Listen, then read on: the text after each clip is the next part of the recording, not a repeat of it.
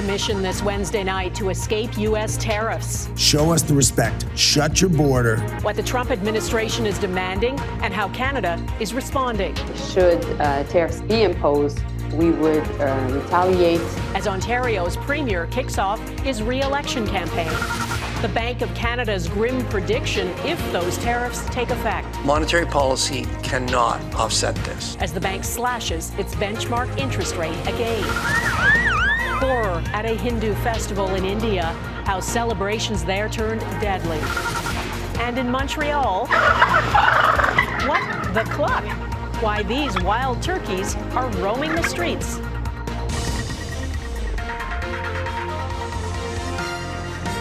Global National with Donna Friesen. Good evening and thanks for joining us. There is more insight into the Trump administration's threat to impose punitive tariffs on Canada. At his nomination hearing in Washington today, the man President Trump has chosen to lead the U.S. Commerce Department said there is a way for Canada to avoid the tariffs. If we are your biggest trading partner, show us the respect, shut your border, and end fentanyl coming into this country. As far as I know, they are acting swiftly, and if they execute it, there will be no tariff. And if they don't, then there will be.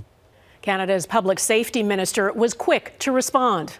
We know that less than 1% of all fentanyl entering the United States comes from Canada. We know this because American data has told us that is the case. Still, David McGuinty says Canada's border is being made stronger. He's going to Washington tomorrow to tell them, and a video is being produced to show Americans what's being done with helicopters and drones. Canada's premiers and the Prime Minister are also working out how best to react should the tariffs hit on February 1st. The Foreign Affairs Minister is already in Washington meeting with the U.S. Secretary of State, and Mélanie Joly says she told him Canada will retaliate. David Akin has our top story tonight.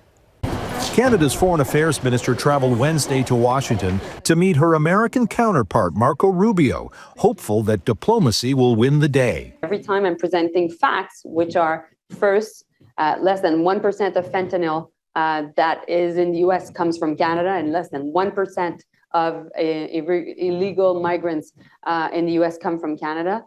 Well, that is definitely also resonating. But if diplomacy fails, well, Ontario's Premier Doug Ford launched his re-election bid Wednesday, vowing to win a mandate to fight back with dollar-for-dollar tariffs. We're going to put retaliatory tariffs on right away. Hours later, Alberta Premier Danielle Smith repeated her view that threats are the wrong focus. The one thing that we can do this week, in just the next couple of days, to have the best chance to avoid tariffs is to show clear and unequivocal action to secure the border. But Smith is in the minority among Canada's premiers, who met virtually with Prime Minister Justin Trudeau Wednesday to finalize a strategy for retaliatory tariffs. No one will bear the burden of the response disproportionately, no one sector and no one province. First Ministers also discussed financial supports that could be in place for individuals and businesses that take a hit from a tit-for-tat tariff war. The supports conversation is newer. The conversation that we had today at the First Ministers meeting was the first time that we've had this conversation collectively. Businesses, for example, might be able to expect support with loan guarantees. Governments are also considering suspending collection of some taxes. And individuals might be able to access a reformed employment insurance program with waiting periods eliminated and expanded eligibility requirements. Workers will not pay the price for or bear the brunt of a tariff decision made by the U.S. administration. So, while some prepare for the worst, Canada's top diplomat focuses on the preferred outcome. The ultimate decision maker is President Trump. So I'm staying until Friday here in Washington, making sure that I'm meeting as many people as possible. And we're working as a Team Canada approach. And of course, all of the premiers are bound for Washington in about 2 weeks. Even Ontario's Doug Ford, who will take a break from making pitches to Ontario voters to pressing Canada's case to Washington's Republicans. Donna. David Akin in Ottawa, thank you. Doug Ford is splitting his focus since he called an early election. He's also now laying out what he wants Ontario voters to consider when they head to the ballot box on February 27th. And let's be clear, this isn't just about tariffs. The president has threatened economic force. He's even floated the unthinkable, taking over Canadian territory. Let me say this loud and clear, Canada is not for sale. Not to President Trump, not to anyone. Our Queen's Park Bureau Chief Colin D'Mello is with me now. Colin, Ford did not have to call this election now. It's happening more than a year early. How is he framing the campaign? It sounds a bit like he's running against the American president. That's exactly it, Donna. Doug Ford would like voters in Ontario to have Donald Trump on their mind when they cast their ballot for who they want to be as the next premier of Ontario. The Progressive Conservatives started their campaign at the Ambassador Bridge in Windsor, Ontario, which is a hub of two-way trade between Ontario and the United States.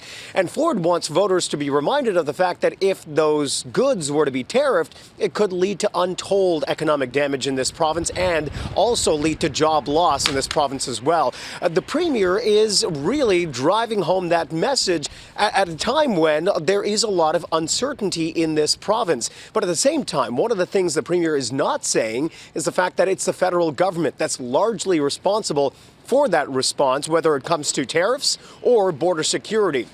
But it also appears now that everything Ford did while in government, from meeting with other premiers to the prime ministers, going to American TV networks, and as well as wearing that cap that said Canada's not for sale, was all part of the pre-election pitch, because that's now all in his campaign material. And Colin, we know about 2.5 million Ontarians don't have a family doctor, and that number's rising. There continues to be long wait times for surgeries. How vulnerable is Doug Ford on issues like health care? Well, healthcare is one of the top issues, according to some polling in this province. And Bonnie Crombie and the Ontario Liberals want to remind people at the ballot box that they don't have a family doctor. And that's what they should keep in mind when they're voting, not tariffs.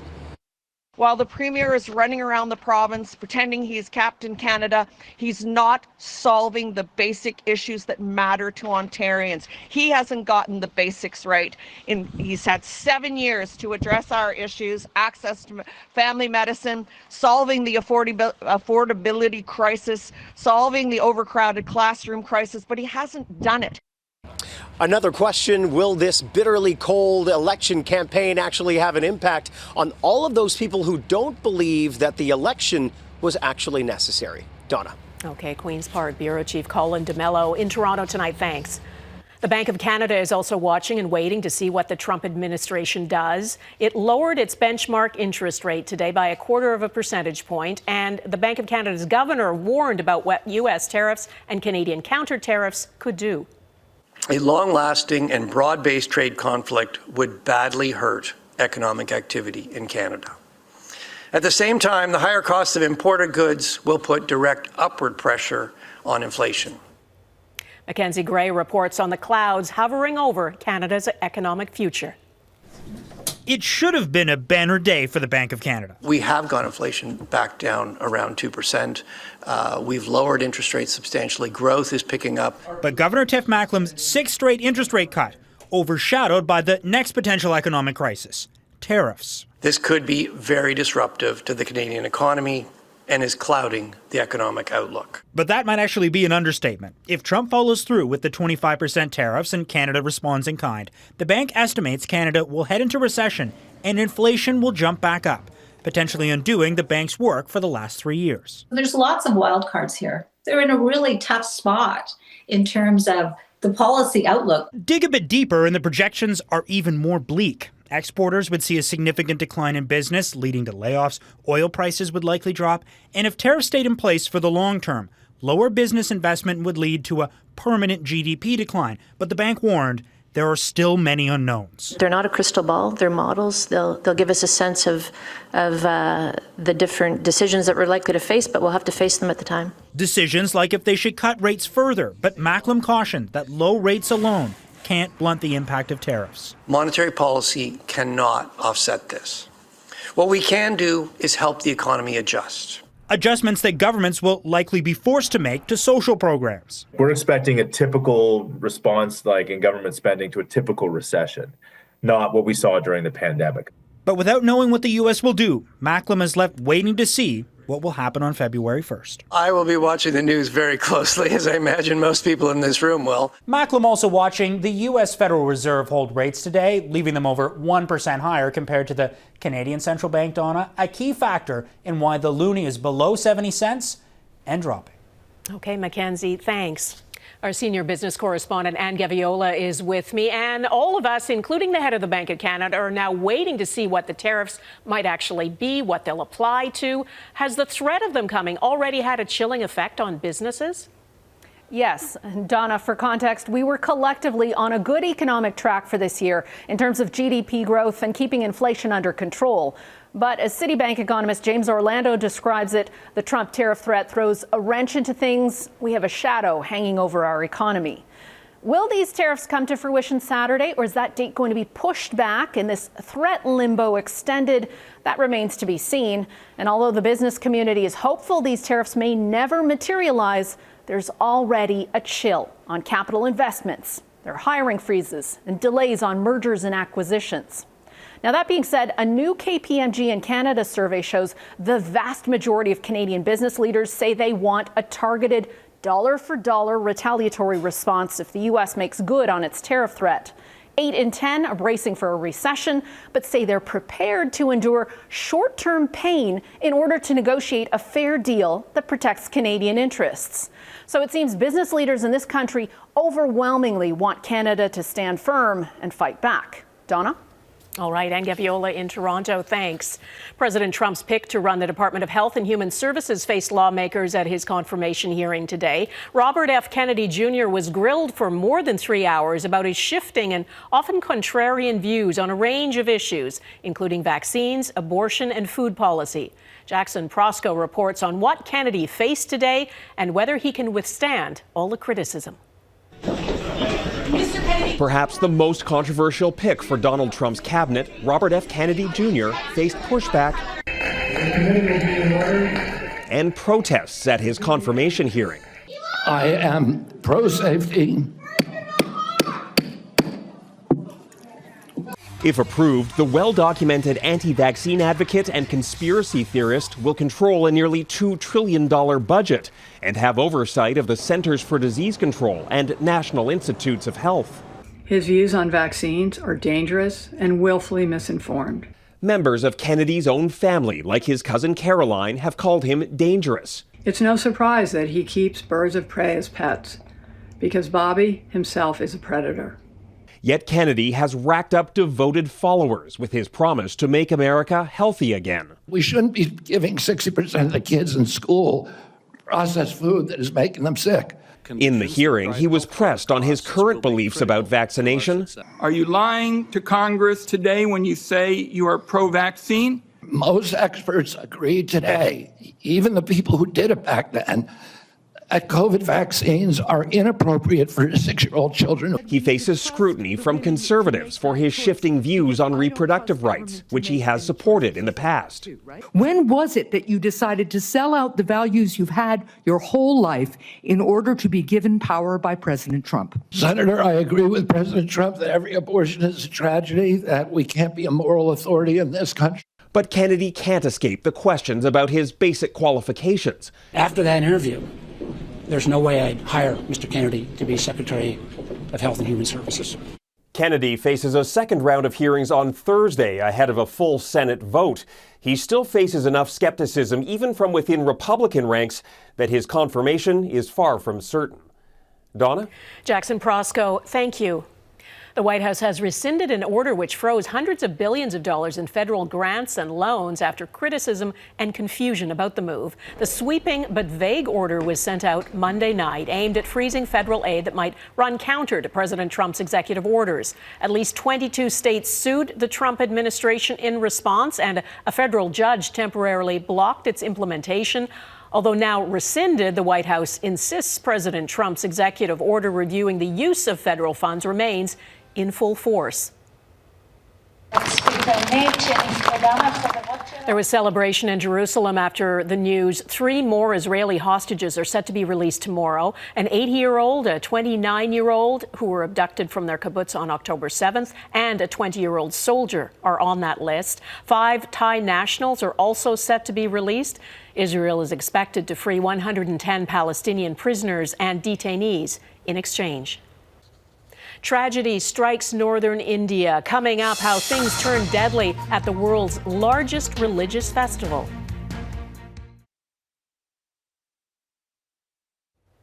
The world's largest religious gathering is meant to be a sacred event, but police in India say at least 30 people were killed and more than 60 others injured when they were trampled and crushed in a massive crowd. As Eric Sorensen reports, they were rushing to take part in a sacred day of ritual bathing at the Hindu festival. A woman desperately tries to crawl through a fence, while others scramble over the top. They are among the lucky ones. Dozens were crushed by enormous crowds. Small hospitals built for the event were inundated. Suddenly there was a huge crowd, says this woman, and we got stuck. People pushed and we fell. It is the largest gathering of people anywhere on earth. Tens of millions take part in Maha Kumbh Mela, a Hindu pilgrimage held over several weeks every 12 years. Where rivers believed to be sacred converge, people bathe to cleanse their sins.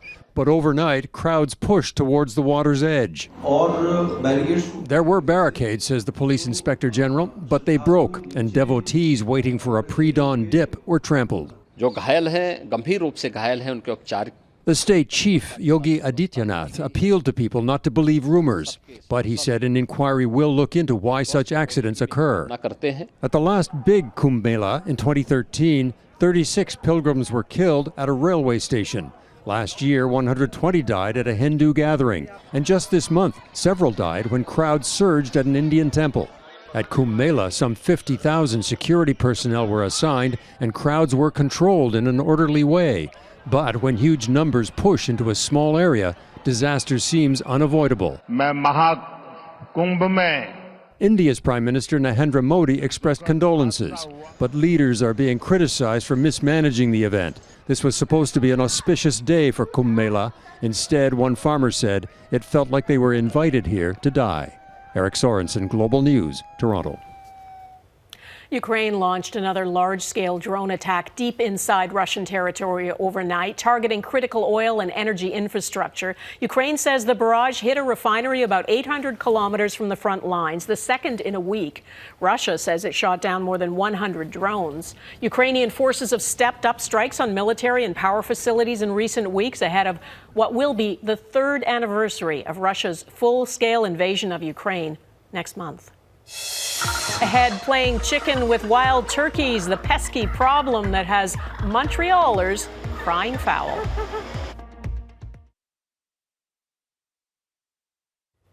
Rescuers in Japan have spent more than 24 hours trying to save a truck driver who is stuck in a sinkhole.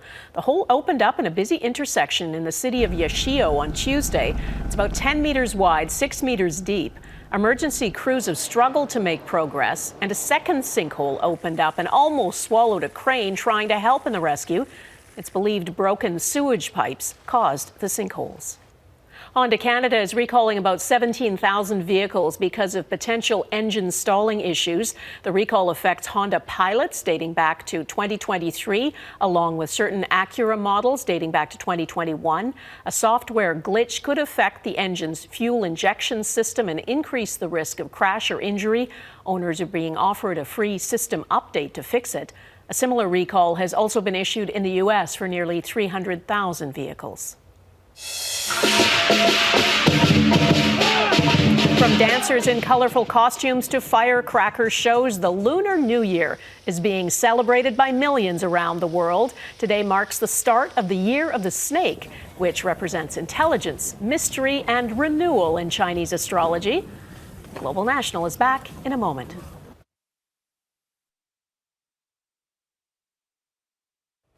It's not unusual for wildlife to encroach on urban areas, but some wild turkeys are ruffling feathers in Montreal. As Amanda Jelowicki reports, when it comes to fight or flight, these birds seem to know exactly what to do. Although many would shake in fear if two giant birds pestered them, this Montreal man is used to it. They do that every day, so maybe it's because they're hungry, they're looking for food. Whether it's taking a leisurely stroll down a snowy suburban sidewalk, stopping for a rest in someone's front garden, or literally bringing busy city traffic to a standstill, wild turkeys are running rampant in Montreal. The population has definitely been expanding over the last several decades. From a few thousand to an estimated 25,000 today. Videos of the birds plaster local social media. So why is this Thanksgiving favorite now seemingly part of the urban landscape? Experts cite several factors. Because of climate change, climate warming, our winters are a lot more bearable for birds like wild turkeys. Quebec reintroduced wild turkeys about 40 years ago. In the countryside, many die because of harsh winters, hunting, and predators. Over time, they marched toward the island of Montreal, where they found themselves cozy, toasty new homes with abundant food and few predators. The lack of fear allows them to establish more rapidly than they maybe would in the natural environment. They're so commonplace in parts of the island, many people don't even blink twice. Experts caution, though, not to feed or try and tame them. Like all wildlife, the best advice is to observe from a distance. So if you do see a bird gobbling around searching for a snack or trying to catch a lift somewhere, simply sit back and let them enjoy the ride. Amanda Jelowicki, Global News, Montreal. Well, those wild turkeys might not be the most photogenic of creatures, but the Canadian Photographer of the Year could probably make them look good. His name is Shane Turgeon from Alberta. He's received the top honor for 2024 from Canadian Geographic. His photos are stunning. He says he always found solace in the night sky while growing up in what he calls the middle of nowhere, Saskatchewan. I'm Donna Friesen. Thanks for watching and hope to see you here again tomorrow. Bye-bye.